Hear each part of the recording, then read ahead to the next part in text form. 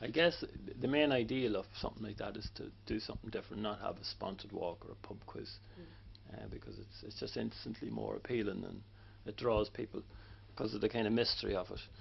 No matter how silly it is, it's still something different. So hence it works very well. And then of course now I'm expected to do something stupid.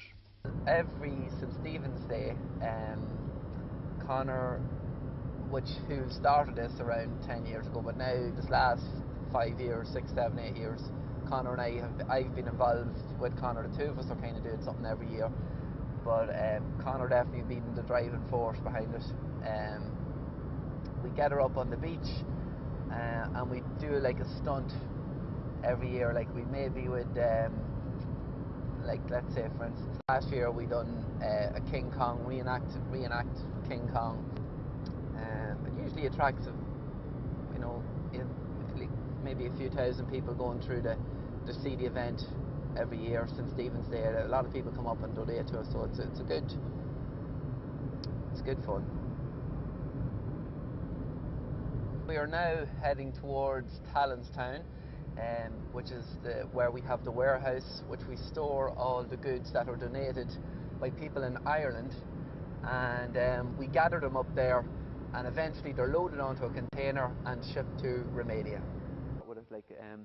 We got so many different types of items, you know, mainly clothes, building materials, stuff like that we get for the stuff for rehabilitation, like for children, handicapped children and stuff like that. We've commodes for old people, radiator you can see there, that's for a building. Like we're just after having about 30 of them donated to us, and we put them on a container, and that container's now out in Romania, just left last week. Over the years, I suppose Connor has built up a reputation across, cause we're starting to become well-known entity now, and there's like the hospitals and stuff like that in the local areas in the northeast will be donating us equipment that they would deem not usable. You know, we have to produce an awful lot of documentation. Everything has to be documented, labelled, and for certain items we have to apply for special permission to bring them in.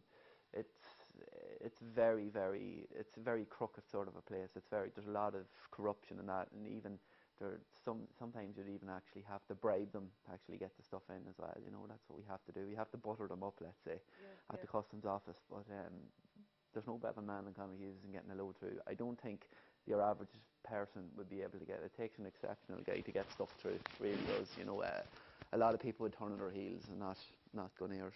On one occasion, it was a great part. We were stuck at customs in Hungary, and they wouldn't let us proceed. And they were looking €500 to let us go on because we hadn't proper papers. And I started playing the mandolin, and the main boss came out, and he was intrigued by the music and all. And I taught him how to do the simple set dance, and he loved all this. No. Okay. And then he said, "Go." But, it's hard to give other people an impression of what everybody else does because they only hear of me. But well, on the ground over there, there's girls running the project. I'm not physically doing anything, and then all the men and ladies too that come over to build, they put their hearts and soul into it. So all I do is move the chess pieces around. They do all the work. I suppose from the year 99 or 2000, when I was talking to Conor a lot, he was learning about my project, I was learning about his, going out, and I suppose then through the year 2000 and 2001, he asked me a couple of times, you know, still interested? I said, yeah, it's still very interested in going. But it took, I think at that stage it was kind of difficult to get volunteers to go. There were a very, very small number of people that got out there, and it just held me to that initial commitment that I made to go 2 or 3 years previously.